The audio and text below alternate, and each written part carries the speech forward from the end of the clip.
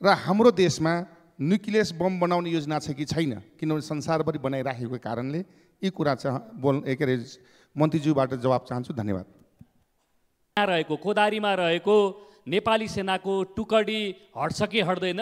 तपाईहरुको सैद्धान्तिक निर्णयले हट्ने हो भने पोखरी हो। सेना बसेपछि त्यो सेना बसेपछि पनि त्यो ठाउँ सार्वजनिक थियो। धेरै वर्ष पछाडि 40-41 सालतिर मात्र त्यो जलविद्युतहरूको सुरक्षा मात्रै नेपाली सेनाले गर्छ। मान्य सदस्यहरू, अब माननीय रक्षा मन्त्री मानवीर राईलाई रक्षा मन्त्रालय सम्बन्धी विनियोजन शीर्षकहरूमाथिको छलफलमा उठेका प्रश्नहरूको जवाब दिन अनुमति दिन्छु। सम्माननीय सभामुख महोदय, आर्थिक वर्ष 2082-83 को विनियोजन विधेयकमाथिको छलफलमा उठेका प्रश्नहरूको जवाफ दिनका लागि रोस्टममा उभिएको छु। मैले रक्षा मन्त्रालयबाट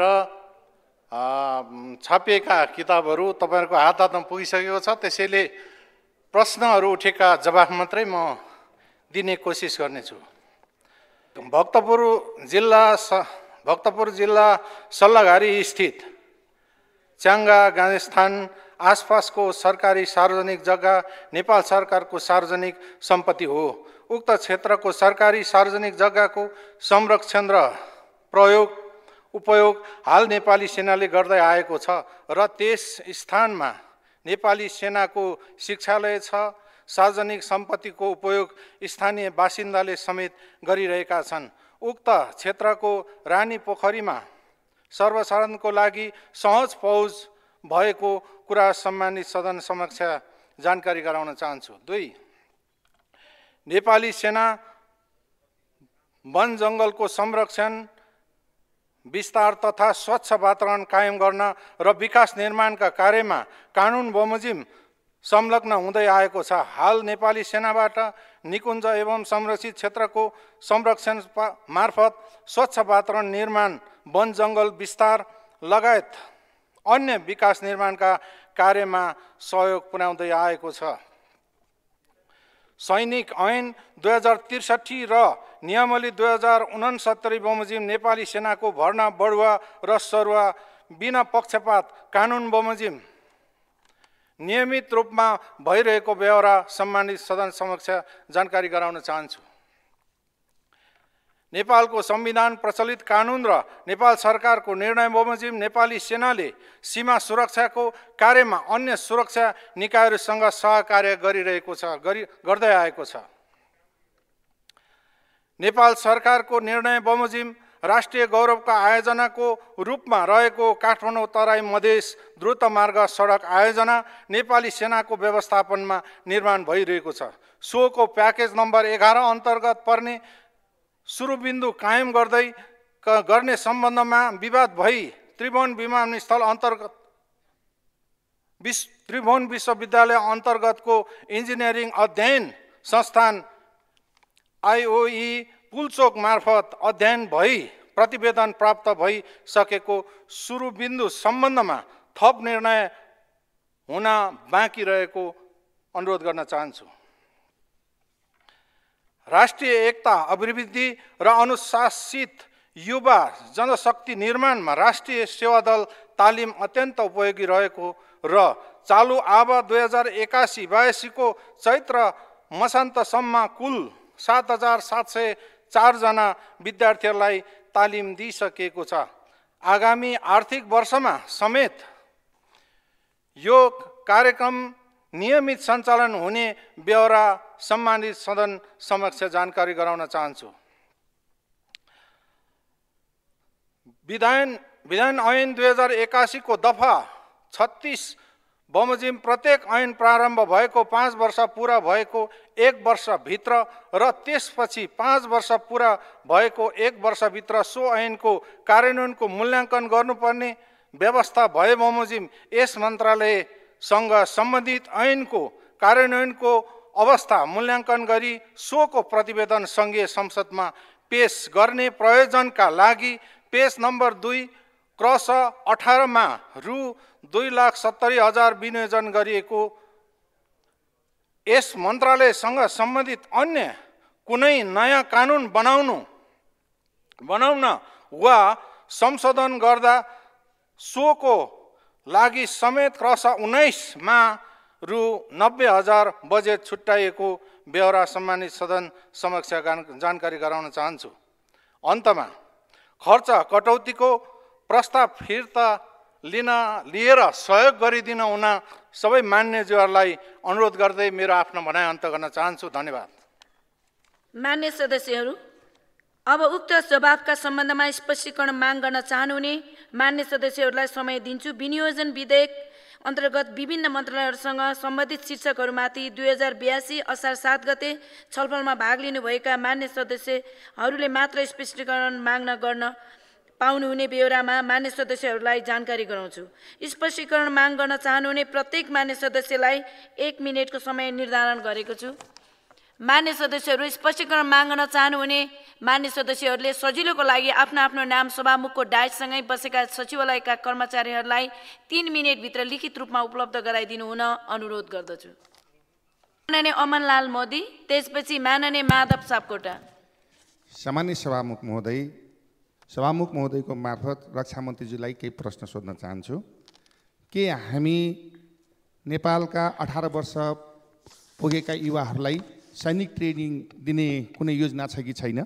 किनभने संसारभरि धेरै मुलुकले दिइराखेका छन्।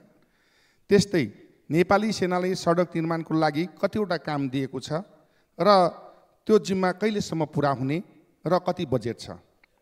र हाम्रो देशमा न्युक्लियस बम बनाउने योजना छ कि छैन? किनभने संसारभरि बनाइराखेको कारणले यी कुरा मन्त्रीज्यूबाट जवाब चाहन्छु। धन्यवाद। माननीय माधव सापकोटा, त्यसपछि माननीय रणेन्द्र बराली।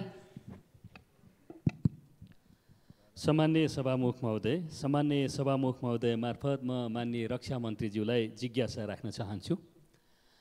रक्षा मन्त्रालयले निर्माण सम्पन्न भइसकेका जलविद्युत आयोजनाबाट नेपाली सेनालाई फिर्ता गर्ने नीतिगत निर्णय गरेको रहेछ। मैले प्रतिनिधित्व गर्ने निर्वाचन क्षेत्र सिन्धुपाल्चोक 1 को तातोपानी नाकासँग जोडिएको क्षेत्रमा एउटा नेपाली सेनाको टुकडी छ। एउटा तातोपानी नाका भयो, त्यसपछि त्यो नजिकै ड्राइपोर्ट छ, त्यसपछि त्यो विपदबाट सङ्कटग्रस्त क्षेत्र हो। विपदको कारण, नाकाको कारण, ड्राइपोर्टको कारण र विविध कारणले संरक्षण क्षेत्र समेत त्यहाँ छ। यस हिसाबले त्यहाँ रहेको कोदारीमा रहेको नेपाली सेनाको टुकडी हट्छ कि हट्दैन? तपाईँहरूको सैद्धान्तिक निर्णयले हट्ने हो भने त्यो नहटाएर त्यहीँ राख्न आवश्यक छ। माननीय मन्त्रीज्यूबाट स्पष्ट जवाफको माग गर्दछु। लाल सलाम।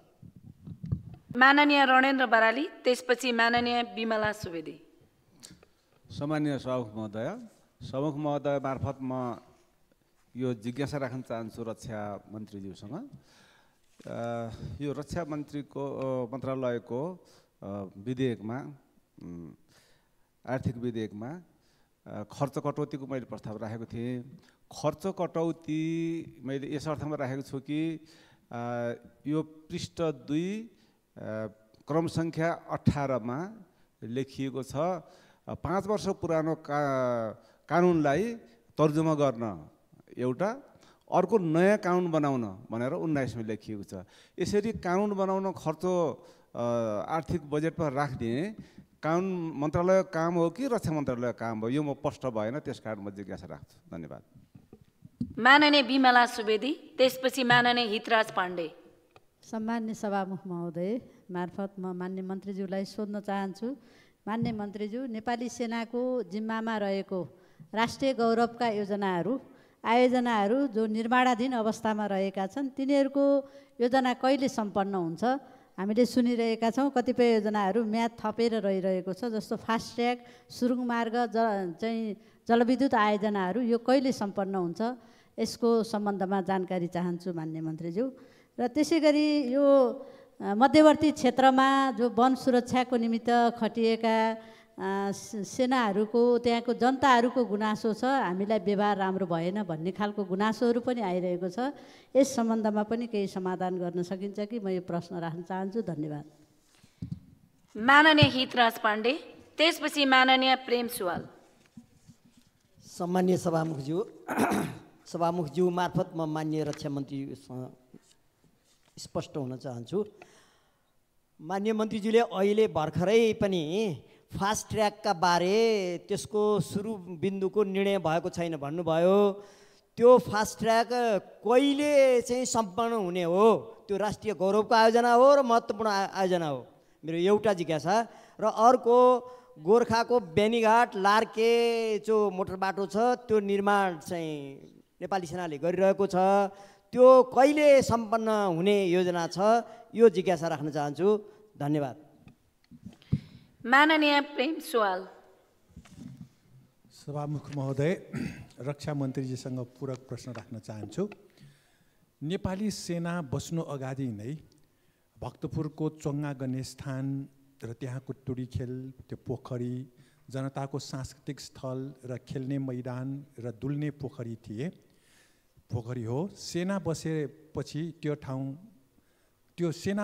पनि त्यो ठाउँ सार्वजनिक थियो। धेरै वर्ष पछाडि 40-41 सालतिर मात्र सेनालाई सो जग्गा पोखरी दर्ता गर्न लगाइएको हो। सेनाको नाउँमा दर्ता भएपछि जिल्लाका जनताको श्रमदान र चन्दामा सांस्कृतिक स्थल, पोखरी, टुडीखेल संरक्षण र निर्माणमा अवरोध भयो। सांस्कृतिक सम्पदा र मुआब्जा विवाद भएको बारा काठमाडौँको फास्ट ट्र्याकमा नेपाली सेना संलग्न हुनु ठिक होइन। जिल्लामा विद्यालय, कलेज, अस्पताल बनाउनको निम्ति फास्ट ट्र्याकको बजेट लगेको खण्डमा देशको सन्तुलित विकास हुन्छ। नेपाली सेनाले यो विषय पनि सोच्नुपर्ने हुन्छ, रक्षा मन्त्रालयले यो विषय पनि सोच्नुपर्ने हुन्छ। धन्यवाद। माननीय सदस्यहरू, अब माननीय रक्षा मन्त्री मानवी राईलाई उक्त स्पष्टीकरणको सम्बन्धमा स्पष्ट पार्न अनुमति दिन्छु। सम्माननीय सभामुख महोदय, मान्यज्यूहरूबाट पूरक प्रश्नको लागि धेरै धेरै धन्यवाद व्यक्त गर्दछु। मान्य अमनलाल मोदीज्यूले सोध्नुभएको 18 वर्षका पुगेका युवाहरूलाई अथवा नेपाली युवाहरूलाई ट्रेनिङको व्यवस्था गर्न के मिल्दैन र भन्ने कुरा अत्यन्त राम्रो प्रश्न हो। अहिले हामीले विभिन्न +2हरू माध्यमिक विद्यालयहरूमा यो चाहिँ एउटा ट्रेनिङ, एनसीसीको ट्रेनिङहरू सबै विद्यालयहरूले माग गरे अनुसार हामीले पुर्याउन सकेका छैनौँ। अहिले मुख्य कुरा तपाईहरुलाई थाहा छ, आर्थिककै कुरा रहन्छ। ट्रेनिङमा हामीले संलग्न गराइसकेपछि न्यूनतम खाजा, न्यूनतम केही सुविधाहरू दिनुपर्ने हुन्छ। आगामी दिनहरूमा अर्थ मन्त्रालय, सरकारको चाहिँ आर्थिक अवस्था राम्रो हुँदाखेरि यो गर्न सकिन्छ। आगामी दिनहरूमा यस विषयमा हामी अगाडि बढेर जान सक्छौँ। अर्को कुरा उहाँले भन्नुभएको छ, यत्रो चाहिँ विभिन्न बमहरू विभिन्न मुलुकमा बनाइरहेका छन्, हाम्रो देशमा किन बनाउन मिल्दैन भन्ने कुराहरू। यी विषयहरू हाम्रो आवश्यकता र नेपाल सरकारले निर्णय गरे अनुसार, हामीले बजेट तर्जुमा गरे अनुसार भोलिका दिनहरूमा होला। अहिले हामीले यो रोस्टमबाट अहिले नै यो गर्छौँ त्यो गर्छौँ भनेर धेरै भनिहाल्नु धेरै उपयुक्त नहोला। यस विषयमा यति भन्न चाहे, माननीय माधव सापकोटाले उठाउनु भएको नेपाली सेनाले सुरक्षा गर्दै आएका जलविद्युतहरूको अहिले टुकडीहरू, सेनाका फोर्सहरू हटाइएका छन्, त्यो किन हटाइयो भन्ने उहाँको जिज्ञासा रह्यो। नेपाली सेनाले, नेपाल सरकारले जहाँ आपद पर्छ, चाहे राष्ट्रिय जलविद्युतहरूको सुरक्षा, चाहे जुनसुकै अवस्थामा सरकारले पठाउन पनि सक्छ, कहिलेकाहीँ फिर्ता लिन नि सक्छ। यो कुराहरू भोलिका दिनहरूमा हामी अबका दिनहरूमा छलफल गरेर समाधान गर्न सक्छौँ। माननीय रणेन्द्र बराइलीले खर्च कटौतीको प्रस्ताव राख्नु भएको छ, लगायत कानुन बनाउने कुरा निश्चित रूपले मूल कानुन मन्त्रालयले नै ल्याउँछ। तर आफ्ना मन्त्रालयको ऐन कानुनहरू संशोधन गर्ने कुराहरू सबै मन्त्रालयहरूको हुन्छन् आवश्यकता अनुसार। ती कुराहरू त आफ्नै मन्त्रालयले गर्नु पर्यो। त्यसो भएको हुनाले अहिले जुन चाहिँ बजेटहरू हामीले त्यसमा छुटाइरहेका छौँ, यी आवश्यक परेनन् भने यी कानुनहरू, ऐनहरू आफ्ना मन्त्रालयले बनाउनु नपर्दाखेरि त्यो पैसाहरू नेपाल सरकारकै खातामा रहन्छ। बनाउनु परेछ भने पनि यही हाम्रो संसदमा, समितिहरूमा गएर नै बन्ने कुरा हो। त्यसैले मान्यज्यूलाई यी कुराहरू अनुरोध गरेँ। मान्य बिमला सुवेदीले सोध्नुभएको छ फास्ट ट्र्याक को कामहरू जति चाहिँ छिटो हुनुपर्ने अलि भइरहेको छैन, करिडोरहरू नेपाली सेनाले जिम्मा लिएको कुराहरू अलिक कम भइरहेको छ भन्ने कुरा राख्नु भएको छ। फास्ट ट्र्याकहरू विशेष गरी फास्ट ट्र्याकको कुरा अलिकति भन्न चाहन्छु। काठमाडौँ मधेस तराई जाने फास्ट ट्र्याक लगभग 40% कामहरू सकिएको छ। अब केही दिनभित्र केही महिनाभित्र सम्भवतः हामी उल्लेख्य प्रगतिमा हामी पुग्नेछौँ। र यसको म जानकारी गराउन उपयुक्त लागेको विषय के छ भने काठमाडौँ खाल्डोभन्दा बाहिर जहाँ यो डाँडाभन्दा उताको तराई क्षेत्र सबै क्षेत्रको जमिनहरू लिने काम सबै सकिएको छ। यसका सबै प्रक्रियाहरू समाप्त भएको छ। त्यसैले अब जमिनको समस्या कहाँ आन्दोलन होला, विरोध होला, यी कुराहरू उजुरी आउला भन्ने कुराहरू समाप्त भएको छ। काठमाडौँको जो हाम्रो खोकना क्षेत्र ललितपुरमा छ त्यो क्षेत्रमा हाम्रो चाहिँ मुख्य हाम्रो पोइन्ट बनाउने कुरा अलि विवादित भएर अहिले त मैले भन्नुपर्दा युरोस्टमबाट भन्नुपर्दाखेरि खोकनै भन्नुपर्छ कि भोलि, तर यो विषयमा सरकारले सोचिरहेको छ त्यहाँको जनताको मागहरू के गरेर सम्बोधन गर्न सकिन्छ, हामी बा अन्यत्र सर्नुपर्ने या के गर्नुपर्ने भन्ने कुरामा हामी अहिले अलि सोचिरहेका छौँ। त्यसैले त्यो क्षेत्रमा हामीले फास्ट्याग निर्माणका कामहरू गतिविधि अगाडि बढाएका छौँ। डाँडाभन्दा उता पछाडिका क्षेत्रहरू सबैतिर हामी क्रियाशील छौँ। केही दिनभित्र एउटा महत्त्वपूर्ण मोटरेबल पुलको उद्घाटन पनि हुन लागेको छ। यिनै कुराहरू जानकारी राखेँ। जलविद्युतहरूको सन्दर्भमा पनि उहाँले उठाउनु भएको थियो। जलविद्युतहरूको सुरक्षा मात्रै नेपाली सेनाले गर्छ र बनाउने कुरा जलविद्युतहरूको गर्दैन। मान्य हितराज पाण्डेले उठाउनु भएको विषय फास्ट्यागको कुरा अनि गोर्खाको माथिल्लो क्षेत्रमा नेपाली सेनाले बाटो खन्ने काम किन गरेन भन्ने कुरा उहाँले भन्नुभएको छ। फास्ट्यागको कुरा मैले भनिसकेँ। गोर्खाको माथिल्लो क्षेत्रमा 2 करोड क्यार पैसा छुटाइएको देखिए। त्यहाँको गाउँपालिकाको अध्यक्ष पनि मलाई भेट्न आउनुभएको थियो। मैले नेपाली सेनाको प्रमुखसँग चिफ साहबसँग बोलाएर छलफल गर्दाखेरि अहिले तत्काल हामीले जिम्मा लिएको कामहरू यत्रो धेरै छ, चाहिँ हाम्रो बेली ब्रिज निर्माण गर्नेदेखि लिएर थुप्रै ठाउँहरूको करिडोरहरू हाम्रो जिम्मेवारीमा छ। अहिले तत्काल हामीले चाहिँ त्यो गोर्खामा गएर काम गरिहाल्ने अवस्था अहिले रहेन। भोलिको दिनहरूमा अलिकति हाम्रो जनशक्तिले पुग्यो भने बनाउँला भन्ने कुरा उहाँले बताउनु भयो र हाम्रो चाहिँ जनशक्ति नभइसकेपछि गोर्खा हामीले पठाउन सकेनौँ। मान्य प्रेम सुवालले उठाउनु भएको कुरा विशेष गरी भक्तपुर केन्द्रित एउटा त्यो क्षेत्रको हिजो खेल मैदानहरू परपूर्व कालदेखि हुँदै आएको 41-42 सालदेखि त्यो नेपाली सेनाले लिँदाखेरि अहिले त्यसले समस्या बनायो।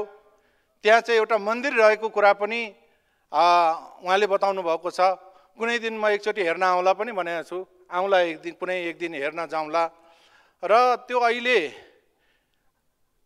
सरकारी जग्गा स्वाभाविक नेपाली सेनाले आवश्यक पर्यो, माग्यो र नेपाल सरकारले पनि आवश्यकता पर्यो, दियो। 41-42 सालतिर दिइसकेपछि त्यहाँ अलिकति जात्राहरू मनाउन, खेल चाहिँ कुदहरूको सन्दर्भमा त्यहाँको चाहिँ मन्दिरहरूमा पूजा गर्नलाई अलि असहज भएको कुरा बताउनु भएको छ।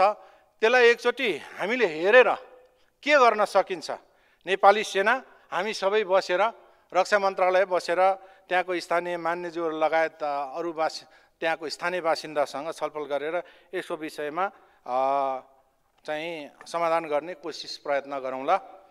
मेरो आफ्ना भनाइ पनि अन्त्य गर्न चाहन्छु। धन्यवाद।